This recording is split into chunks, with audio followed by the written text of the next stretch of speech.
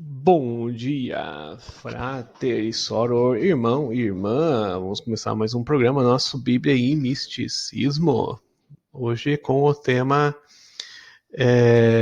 do Gênesis, criação, umas situações da nova novela, né? Novela Gênesis fazendo sucesso. Situação da árvore da vida segundo o Talmud e alguns outros ensinamentos segundo o Talmud, né? Escrito da tradição oral judaica. Regras mais legais, algumas outras situações aqui, né? Que eu depois vou ler mais místicas também. Eu assisti pouco, né? O Gênesis aí, né? Que tá acabando passando. Notei uma curiosidade, né? Os dinossauros, sobre eles caíram os anjos, né? Os anjos caídos, no caso, né?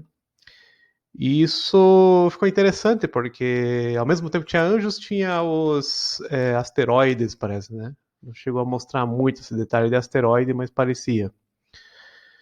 Eu não notei também. Sobre Adão e Eva europeus, né? De pele clara, olhos claros, né? Verde, o azul, agora não lembro bem certo. E, assim, bem interessante a nível de produção, né? Os animais. Os animais são interessantes porque no Apocalipse diz que o homem também, né? Teria essa sintonia e essa paz com os animais, os seres em paz, um tipo de fraternidade, né? E isso ali parece que cumpre. Na verdade, é um ciclo, né, pessoal? Nós saímos daquele Éden, né, daquele paraíso, e voltamos para o paraíso. Tanto é que no Alcorão, por exemplo, o céu é o jardim, né? É o jardim do Éden, não é, por exemplo, um outro além, né? É... Então, a árvore do conhecimento, segundo o Talmud, é a própria figueira. Por quê?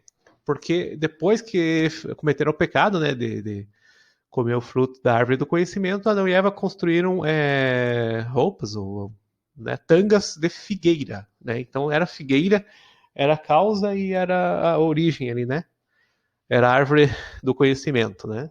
Então ali prova que a figueira, segundo os talmudistas. Uh, Tem algumas regras legais antes da gente entrar nesse misticismo, nessas magias ali que tá descritas no Talmud, que não sei por que descreveram, porque na Bíblia não lembro se tem uma coisa parecida, né? Água se transformando em seres, seres se transformando em água, né? Sapos e outras situações. Aqui no Talmud tem umas situações de dois temas, a menoridade, por exemplo, tem crimes de crianças, por exemplo, né? Eles não são condenados, por quê? Porque dependendo da idade ali, né? Eles têm outros critérios, eles têm pelos pubianos, outras técnicas de avaliar lá. É, não teria responsabilidade, mesma coisa que hoje. Hoje você vê um menor, por exemplo, ele não tem capacidade de entender, né, segundo a lei, né, eu não estou falando nem questão aí interpretativa ou psicológica, de interpretar aquele crime ou aquele ato, né? E na Talmud, comentando a Bíblia, também, mesma coisa. Né? Então você vê que você não pode condenar um pena de morte, uma criança, igualmente que você condena um adulto, né? Então é um pouco diferente do discurso de muitas pessoas aí nessa cultura nossa hoje em dia de querer condenar todo mundo e julgar e quanto mais pior, melhor, né?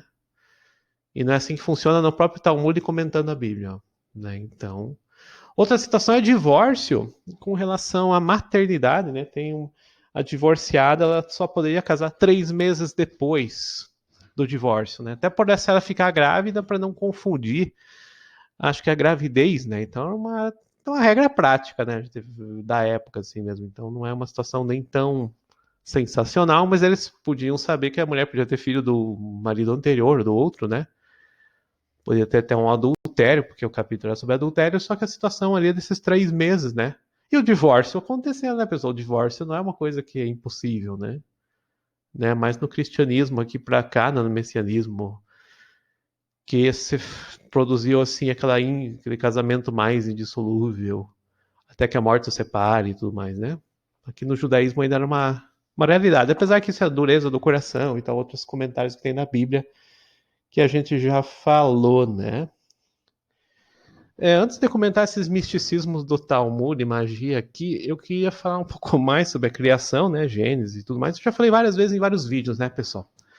A gente sabe que existe uma criação antes astral, existe uma situação de modelagem de energias, de luz, mesmo e depois a gente vê um mundo material. Né? Existe toda uma situação espiritual global, né? Global não, universal, para falar a verdade, né? Planetas, astros, talvez.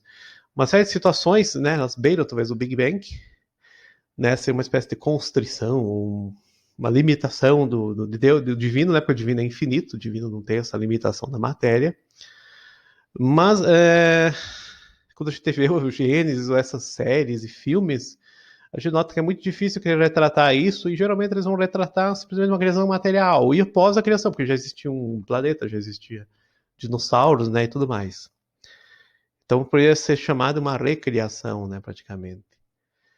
Adão e Eva, né, humanidade e a sua vontade, né, Aisha e Adão, né, Adão, homem da terra, terra vermelha, humanidade.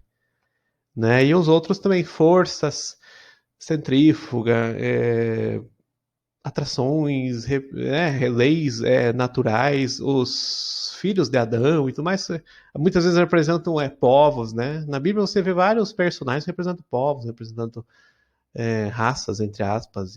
Então essa criação aí é muito mais complexa, né, do que se colocar dentro de uma novela, filme ou mesmo uma pequena história, né? E até um desrespeito com a espiritualidade, né? Que o livro está falando de espiritualidade, é a Torá, é o Gênesis, o chamado de Bereshit, né? E quando você coloca isso numa historinha, acho que é só aquilo, é um grande desperdício. Apesar que tá até bom, assim, eu não vi, até gostei do primeiro capítulo, uma parte que eu vi na novela, mas não achei assim que. Né, e tem muita coisa além, extra texto, né? Então, se você quer se chamar evangélico e coloca um trabalho desse com coisas que não está na Bíblia, mas está no apócrifo, está na tradição, aí é muito parecido com os católicos, né? Você não pode dizer daí que seja tão diferente de católico e evangélico. Né? Então é muito interessante, assim, como a novela agradou muita gente, mesmo com essas diferenças não tão literalistas, né? Não pega uma Bíblia assim, só o que está na Bíblia, claro, ia citando a Bíblia em cada cena, quase, né? Só que a gente vê entre as cenas não tinha nada a ver com Bíblia, né? Essa questão dos dinossauros, sei lá, outras coisas, assim, né? Você vai ver o que ali, né? Sem forma e vazia, por exemplo, não está falando nem de Terra, parece que está falando outra coisa, e ali você vê um planeta, muitas vezes com os vulcões, né? Tradição mística da Max Heindel fala, claro, um planeta antes com outra natureza. A gente tinha também a situação do Sol e Lua diferente, né? Tem uma série de situações místicas aí, desde que vem de Lemúria, Atlântida e todas essas situações aí, né? Outras humanidades já extintas, né? Que nessa não poderia mostrar, né? Nessa, né? A Eva, por exemplo, tirada do lado do Adão, então Adão já era bissexual, né? Já bissexuado, então ele foi tirado do lado, na verdade dividido Adão, né? Dividido o gênero. Várias coisas que na Bíblia, assim, tem que fazer uma leitura muito mais profunda, ou mística, né? Esotérica mesmo, porque não tá ali nem muitas vezes na religião e muitas vezes numa novela, ou filme, ou, né? O que quer que seja, né? Me pareceu muito uma Lagoa Azul, né? Versão bíblica, assim, no começo, só, né? Podia ser um pouco mais jovens, acho que os personagens. É, a questão do mal, por exemplo, sempre rondando, eu pensei, mas claro, Deus criou o mal também, né? Se pegar o judaísmo, isso é óbvio, né? Deus criou também esse mal, mas daí ali parece que tá ali o mal, né? No jardim você, né, vê lá os anjos caídos, por exemplo, né, os anjos que da onde que surgiram também, né? Então assim, as próprias criaturas né, os espíritos lucíferos que a gente chama no misticismo, eles acabaram seduzindo ali o homem, seduzindo a humanidade. E não mostrou detalhes, né? Que a humanidade era regulada por ciclos lunares, cuidada por anjos, daí anjos bons, né? E daí vem esses espíritos lucíferos e fazem o homem se reproduzir de forma desordenada. Maldades mesmo, né? Não é só isso, né? Então tem toda uma situação aí de pecado. Ou além da lei natural, lei cósmica, né? Esses ferimentos aí, eu não diria só. Adão também tinha o próprio livro dele, Noé também tinha, então tinha já uma lei, já tinha umas regras, então quando o Eterno, né, o Deus O Yahoo, ele... Ou hierarquias, né? Elas conversam com Adão, estão dando as regras. A humanidade teria saído fora da lei cósmica mesmo, né? Não seria só... Ou da lei natural. Não seria só comer um fruto, uma árvore. A árvore é só uma analogia, uma coisa muito pequena, né? Pra gente comparar. O misticismo do Talmud tem aqui, ó. Tem duas situações. Tem um bezerro mágico, né? Que era milagroso. Tem também depois um burro, né? Mágico também. Era uma feitiçaria aqui, ó. Numa cidade egípcia de Alexandria, adquiriu um burro que havia sido criado por magia, fato que ignorava. Quando chegou a uma fonte e foi dar-lhe água para beber, o feitiço mágico se desfez. Daí fala outras feitiçarias aí, né? Com o escorpião, com não sei o que, e uma mula depois. Do mesmo sentido, o sapo também. Ou era uma bruxa, né? Que daí né, o animal se tornava de volta bruxa, ou era essa situação de água. Geralmente é a água que fazia desfazia o feitiço, né? Achei interessante isso, a água como um elemento aí interessante, né? E purificação, a gente vê várias situações, o próprio mikveh, né? Esse banho que se toma aí no judaísmo, que depois teve um batismo também, a água sendo como uma transformação, né? Do crente numa transformação aí de natureza. Ela também como desfazendo feitiços, né, e magias e bruxarias. Interessante. Então, conta esses 3 ou 4 relatos aí, né, no Sanhedrin, né, nesse tratado. E daí, foi comprado uma feira, o animal, e ele levou o animal, deu a banho, né, água para o animal tomar, um banho, uma coisa, o animal se desfez, né, virou outra coisa. Virou um inseto, um escorpião, uma coisa. Então é muito interessante, isso eu nunca tinha visto assim em uma literatura, ninguém comentou também que eu vi esse detalhe aí.